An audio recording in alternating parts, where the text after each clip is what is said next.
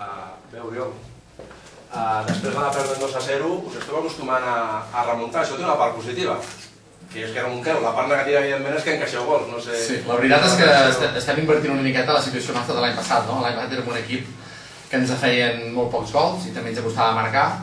Aquest any és al revés, ens estan fent gols, però també estem marcant molt més. La veritat és que, tal com dius, la part positiva és que moralment els jugadors són conscients que poden aixecar el partit en qualsevol moment, independentment de com estiguem. Crec que avui era més complicat aixecar el partit que l'altre dia. Avui quedaven 20 minuts potser que estàvem perdent 0 en una inici sala i crec que té més mèrit que no la primera part en allà, no? Però bé, et quedes amb una bona sensació perquè tal com estaves fotut, no? Però si mirem el global del partit...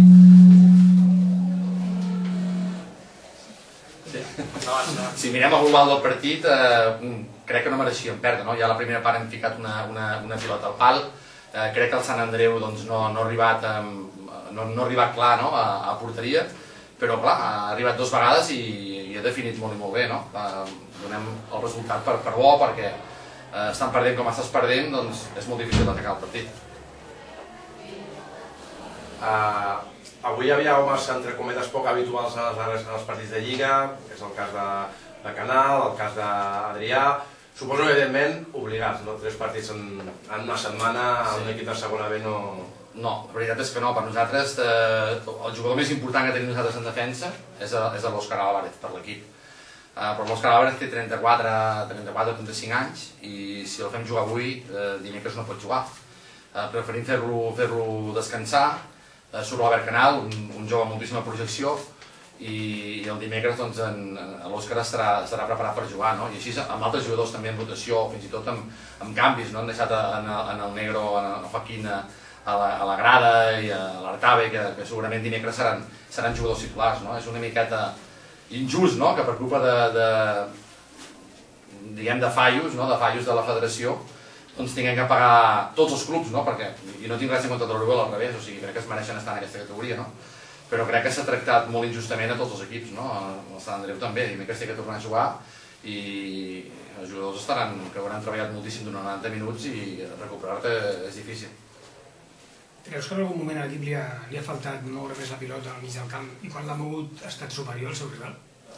Bé, la veritat és que també és una qüestió que és el peix que es menja la cua. Nosaltres arriesguem molt. A mig del camp avui, per exemple, jugava un perfil defensiu com era en Tito, però clar, jugava en Pitu. En Pitu normalment és un jugador que és més mitja punta, però per tenir un segon pivot. Nosaltres intentem donar creació, el que passa que a vegades per l'encert que pot tenir, en aquest cas el Sant Andreu, que ens ha tapat molt bé les sortides, els desplaçaments o el toc d'en Pitu, ha fet que no poguéssim fer el joc que voldríem haver fet nosaltres. A la segona part ha sigut tot diferent. La veritat és que quan hem estat millor, quan he arriscat una miqueta, he fet un canvi una miqueta suïcida, perquè la veritat és que el canvi ha provocat també que ens fessin el 2-0, traient un central i ficant un mitja punta, amb la qual ja era més difícil per al Sant Andreu defensant-se. No obstant, ha sigut positiu, perquè després hem pogut aixecar el partit i fer el 2-2 i donem el punt per bo. O sigui, empatar camp del Sant Andreu per Llagostera és un honor, un orgull. És així de clar. Anava a comentar que potser us declaren persona non grata, perquè cada cop que aneu aquí suqueu. Això, la veritat és que quan jugues són partits diferents. Crec que l'any passat vam estar pitjor que aquest any en el global dels 90 minuts, però vam tenir l'encert de ficar-la dintre, i avui l'encert l'ha tingut el Sant Andreu. I potser avui hem estat millor nosaltres que Sant Andreu, però potser el partit d'aquell no. Però cada partit és diferent i ha donat la coincidència que ha passat això. Recordem que nosaltres, a casa nostra, l'any passat amb el Sant Andreu vam empatar i quasi per aquest empat vam no fer el play-off. Tots els partits són diferents i bé, el Sant Andreu és un equip històric i un gran. Amb 5 jornades disputades, i tenint en compte la comparativa amb les 5 jornades de l'any passat, el Llagostera ha de fer por. Bé, el Llagostera el que farà és anar partit a partit. Por segur que no el farem. Por fa equips com el Nàstic, equips històrics amb pressupostos molt grans. El que sí que el Llagostera és un equip que es té que tenir en compte perquè es deixen la vida a cada entreno i a cada partit.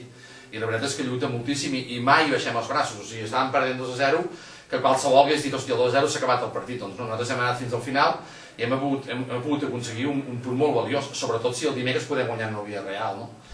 por no, nosaltres l'únic que demanem és respecte, no? I ja està, som un equip petit.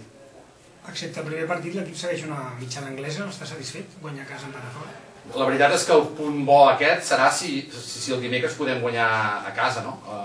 Villarreal va treure'ls aquí amb el Sant Andreu, és un equip que intenta jugar a futbol i que estarà fresc, 11 tios frescos o 14, i això és el que passa en aquesta lliga, no? Com pot ser que hi hagi un equip que hagi jugat avui 95 minuts a tope i un altre equip que no hagi jugat i que estarà fresc i fa 10 dies que no juga. No sé, és així. Les preguntes? No? Vale. Gràcies. Sort de Sant Andreu, eh?